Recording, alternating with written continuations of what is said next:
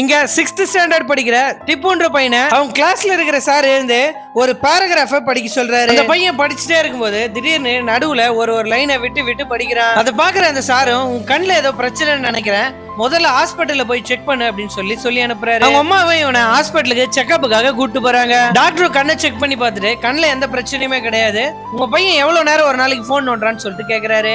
அவங்களும் 6 மணி நேரம் போன் நோன்றான் அப்படின்னு சொல்லிட்டு சொல்றாங்க. சின்ன பசங்க இவ்வளவு நேரம் எல்லாம் போன் நோண்ட கூடாது, முதல்ல அதை கண்ட்ரோல் பண்ணுங்க அப்படின்னு சொல்லிட்டு டாக்டர் சொல்லி அனுப்புறாரு. அந்த டாக்டர் சொன்னதை அவங்க அம்மா பெருசா எடுத்துக்காம வீட்டுக்கு வர வழியில அந்த பையன் போனை நோண்டிட்டே வரான். அப்ப தெரியாதனமா ஒருத்தரை இடிச்சிடறான். அவங்க அம்மாவும் அவர்கிட்ட சாரி கேட்டுட்டு முதல்ல போனை குடுறா அப்படின்னு சொல்லிட்டு புடுங்குறாங்க. இப்ப அந்த பையனுக்கு பயங்கரமா கோவம் வந்து உனக்கு அறிவு இருக்கா இல்லையாமா அப்படின்னு சொல்லிட்டு கத்துறான். இந்த பையன் இது வரைக்கும் அவங்க அம்மாவை மரியாதை இல்லாம பேசுறதே கிடையாது. முதல் முறையா இந்த மாதிரி பேசுறதை கேட்டு அவங்க அம்மாக்கே பயம் வந்துருது. இந்த எல்லா விஷயத்தையும் அவங்க அப்பா கிட்ட சொல்லிடுறாங்க.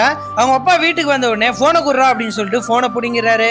இந்த பையனும் கோவப்பட்டு பக்கத்துல இருந்த பேட் எடுத்து அவன் தலைமலையா அடிச்சுக்கிறான். இது பாக்குற அந்த பேரண்ட்ஸும் பயங்கரமா பதறி போறாங்க. நம்ம பையன் போனுக்கு இவ்வளவு அடிக்ட் ஆயிட்டானே அப்படின்றது இப்பதான் அவங்களுக்கு புரிய வருது.